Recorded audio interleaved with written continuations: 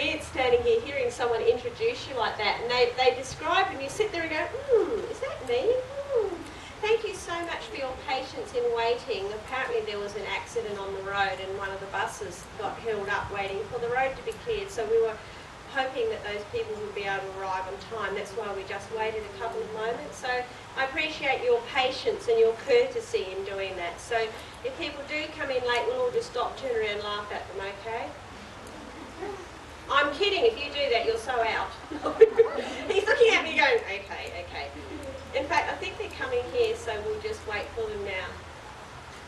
It's really weird because the audience goes all the way that way and all the way that way, and I'm kind of standing here feeling like an owl.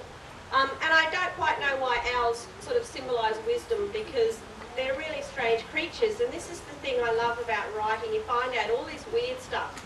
And most people go, well, I found out all this weird stuff and I'll tell my friend, but then I don't know what to do with it. I find out weird stuff, put it in a story and sell it. I sell weird stuff. I would have sold my kids, but they weren't weird enough. But I've actually found out this really cool stuff about owls for a book that I've been writing. It's a fiction story, but the kid's quite smart and he reads a lot, so he knows facts. And I put the thing about a wise owl in there. It's a little, and I thought I'm going to do some research on owls.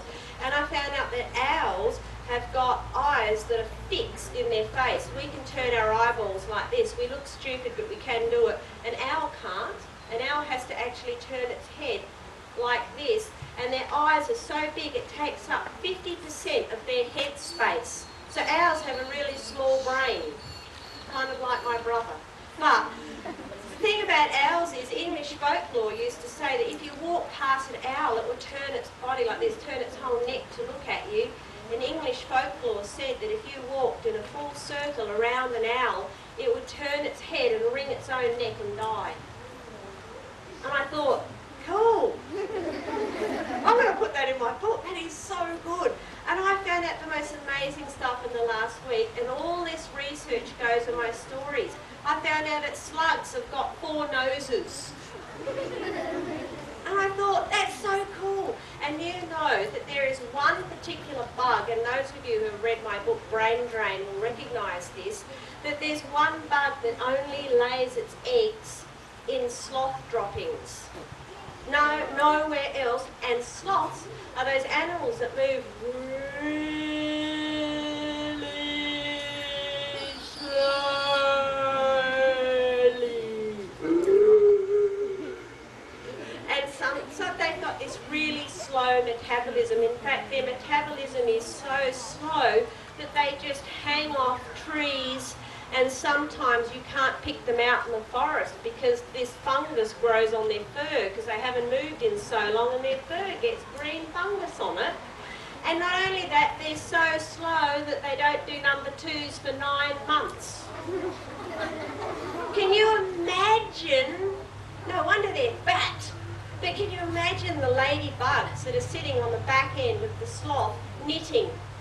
Oh, Ethel, when do you think he's going to drop one? And of course Ethel will go, Mary, I don't know, but if I don't drop these eggs soon, I've got such a bellyache, you know.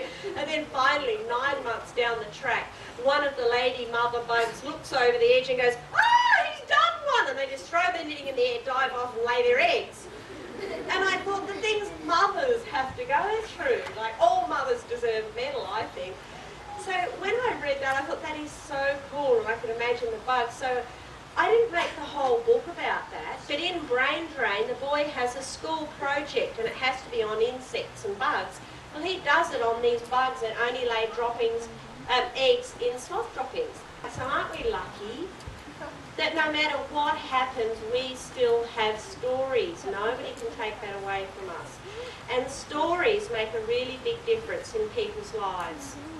Sometimes we write stories just for fun. Sometimes we have something to say and we can't tell somebody what it is, so we disguise it in a story. I think writing is really good for your mental health. It's a way of expressing yourself and saying what you're thinking or feeling or fearing.